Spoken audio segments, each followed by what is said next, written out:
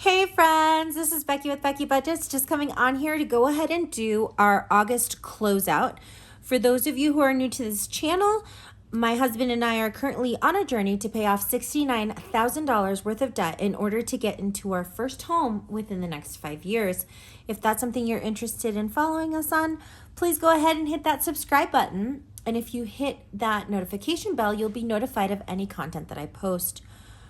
For those of you who are returning, thank you so very much for coming back. I love interacting with you and I appreciate all the support and encouragement that I get from each and every one of you. Let's go ahead and get started. So we're going to go ahead and do our monthly budget update for August of 2022. My income actually came in for $4,138. My husband's income came in for $3,731. And then our bonus income for last month, which was set to be the $500 that my dad is helping us out with for the increase in rent, we actually ended up getting $250. When I add these three values together, that gives us an income total of $8,119. And when I take the difference between that and what was budgeted, we ended up with an income increase of $124 overall. Moving down to our fixed expenses, our rent came in as $22.31, so $31 over what we had budgeted. Subscriptions were actually $79. As I had mentioned earlier in the month, I went to a bi-monthly subscription with Audible, and I wasn't sure what I was going to pay. It ended up being less than what I was paying monthly. Thank you to Becky from the Good Kind of Midlife Crisis, who actually shared that tidbit with me, and it has been very helpful. Our Excel, which is our gas and energy bill, came in at exactly what we had budgeted. The Apple phone was right on track for $57. T-Mobile was $100. Xfinity was right on track with $149. Allstate was $143. And Nationwide at $154. If you took a look at our spending update, we actually got $0 of unbudgeted expenses, which is really exciting.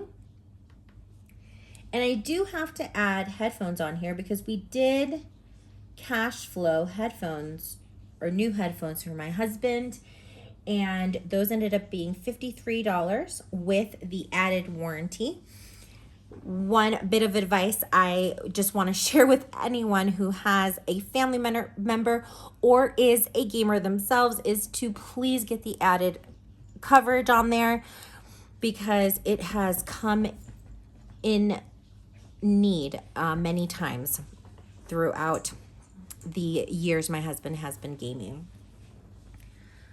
Our Microsoft annual subscription also went through, and it was $73. When I add all the values under fixed expenses,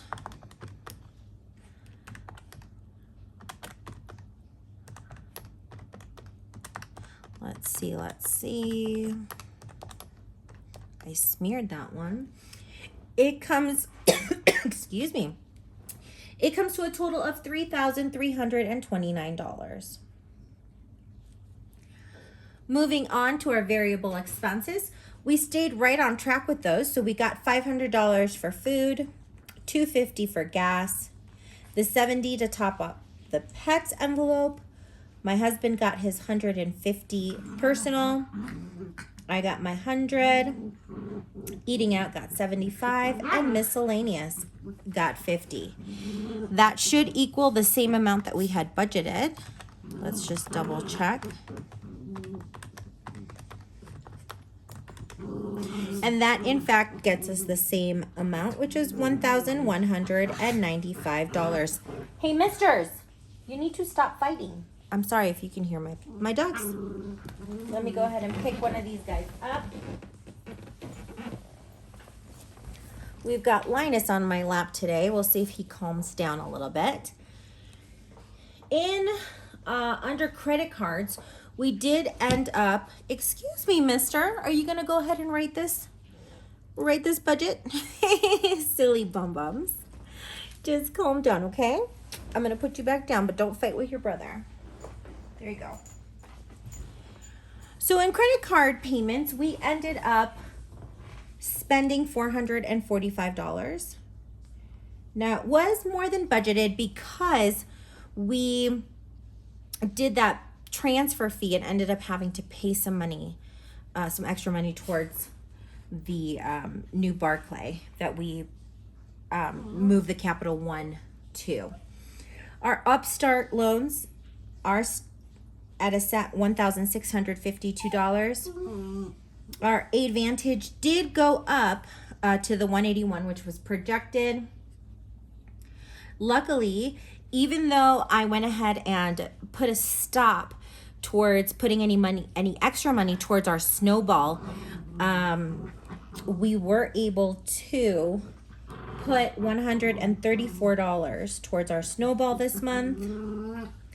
This Capital One actually is going to be changing to my husband's Barclay. And because there was a transfer fee from the $80, only $26 went towards paying off debt. When I add these values together,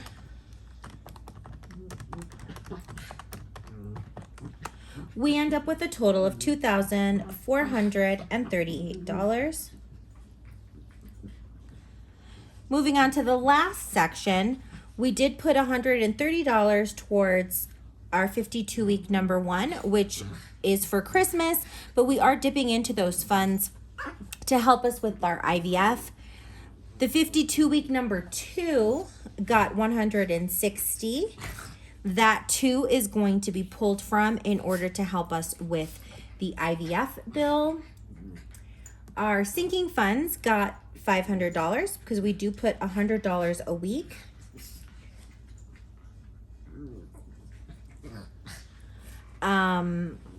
I did go ahead and set some money aside for IVF, and we did set aside some money for the Excel bill for September. So those were not budgeted, but we did put $285 towards the IVF and $75 towards Excel.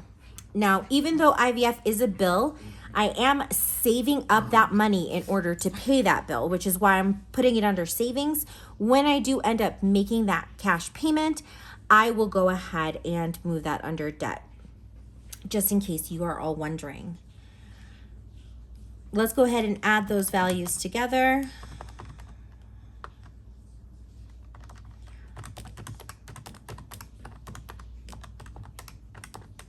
And that gets us a total of $1,150.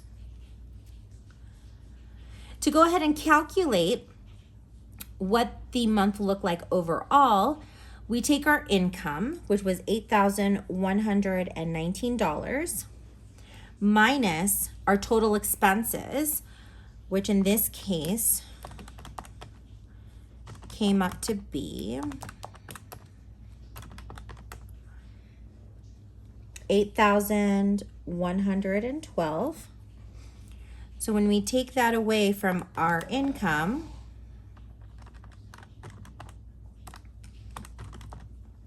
that gives us a total of $7. I do apologize if you can hear some noise behind me. My husband's actually getting ready for work while I'm filming this video, but I did want to go ahead and get this taken care of. Now, these $7 do add up to what we have been doing. We did put about $7 towards our goal of $100 in each account for the buffer. So it did work out. Moving on to our trackers. For our Capital One tracker, due to the need to pay for the transfer fee, we were only able to add 2 spaces, but that's okay because moving forward at $80, we'll be filling in about 7 spots every month, just paying that minimum that we had before. Now, this one I am excited about. This is our Dell Principle, which is currently on my Barclay card. Even though I halted all money from going into our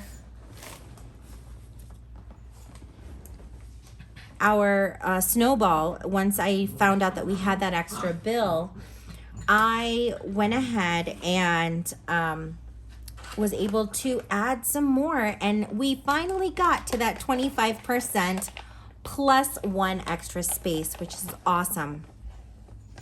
So we finally hit that 25% complete, and hopefully once we get back on track, we'll be able to get this filled out as soon as possible.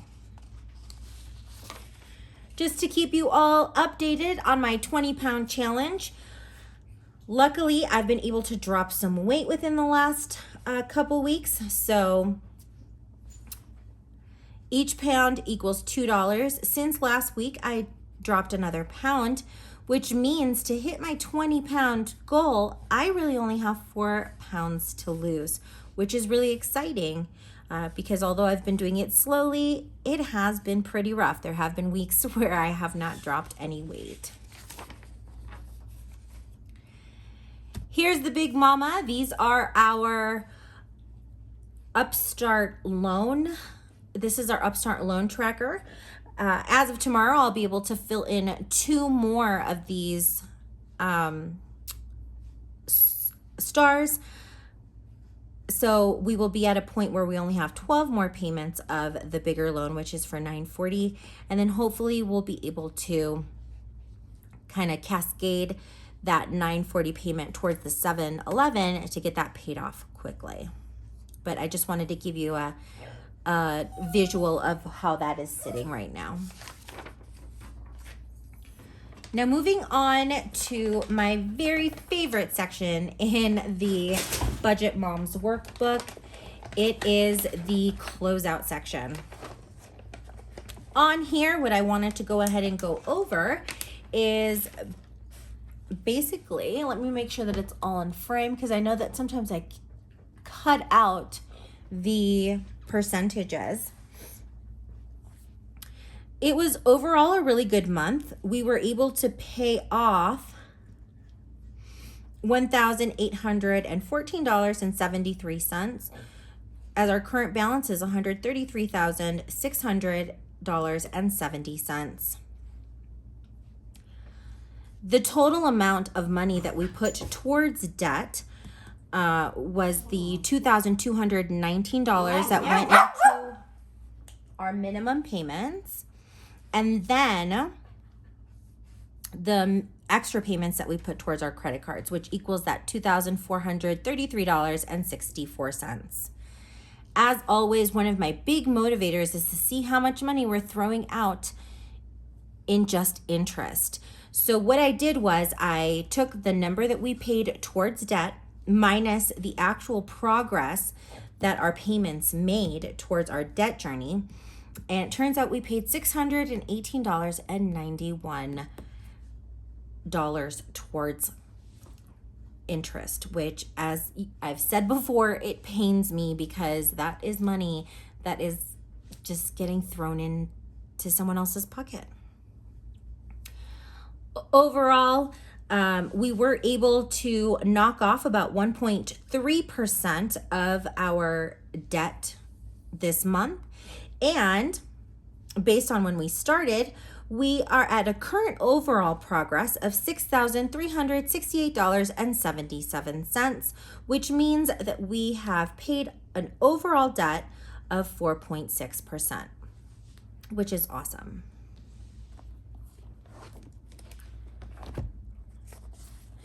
Taking a look at our net worth, I do wait until the very last day of the month in order to get the most updated numbers from our retirement funds. We did end up last month with negative $5,581.28. And surprisingly, our net worth today was negative $4,436.06, which means we are making a positive move in the right direction.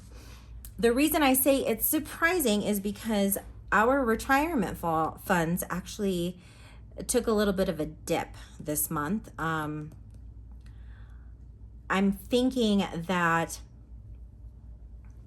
it kind of evened itself out because we have been paying money off debt, and these 0% transfer credit cards are really helping in bringing down those values. So I'm really happy about this. We did have a change in amount of, in the positive direction, $1,145.22, and the change in percentage was 20.5%, which always makes me happy when it's going into a more positive direction. Hopefully soon enough, we will be at a point where we won't be in the negative for our net worth anymore. Taking a look at our monthly budget breakdown, this month we actually had a zero starting balance. I do not account what's in our accounts as a buffer because I'm trying to build those up. In earned income, we got $8,094 plus the $250 from my dad, which gave us a total monthly inflow of $8,119. On this page, what I usually look at is where did we go over? So rent, I had budgeted $2,200 for that, and it ended up being about $2,200, but I was off by $30.56. So that was a overage, but I didn't know what the value was going to be. The other overage on here is the $32 that went towards credit cards, which had to do with the money that went towards our transfer fee. That's not a bad thing to have an overage on, because what that means is that we had an extra $32 that went into debt, which is always good.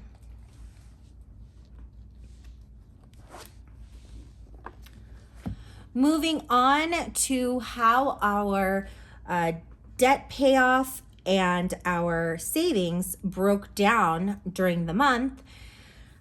This page is really informative for me because it helps me see, or helps me substantiate the fact that we are on a debt journey. Taking a look at debt, we did end up paying $2,433.64 towards our debt, which means that 29.97% of our monthly inflow went towards paying debt. Taking a look at savings, we take our monthly income.